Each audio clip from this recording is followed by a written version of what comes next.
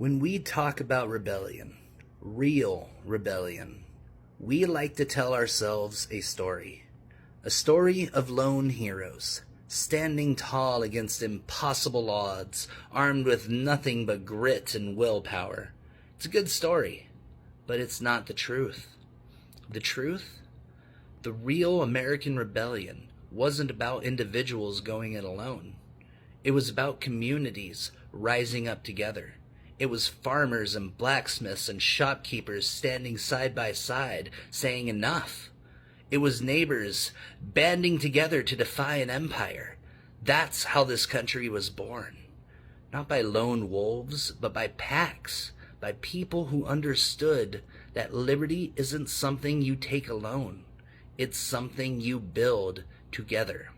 And that spirit, that fire, didn't end with the revolution. It burned on in the Underground Railroad, where brave souls, black and white, risked everything to help others escape the chains of slavery.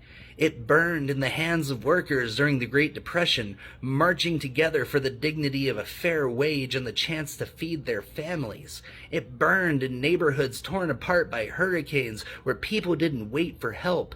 They became the help. It burned in families who rationed and sacrificed through wars, not for themselves, but for the generations that would come after. Every time this country has faced its darkest moments, it wasn't one person who pulled us through. It was all of us, together. So let me ask you this. What's stopping us now? What's stopping us from reclaiming that spirit, that fire? Have we been so blinded by the lie of every man for himself that we've forgotten what we're capable of? They want us divided. They want us to believe that our neighbor is the enemy, that we're too different, too far gone to come together. But that's not who we are. That's not the America I see. Because here's the truth they can't take away. Our greatest strength has always been each other. It's the farmer helping his neighbor rebuild after a tornado. It's the single mother who keeps fighting because she knows her kids are watching.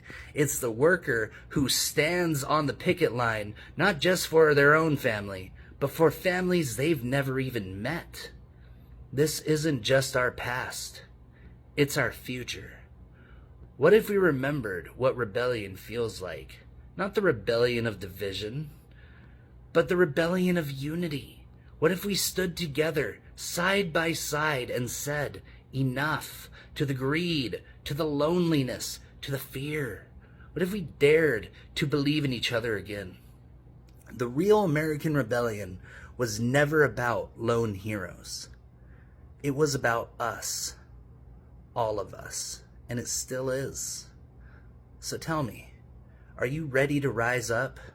Are you ready to stand together again?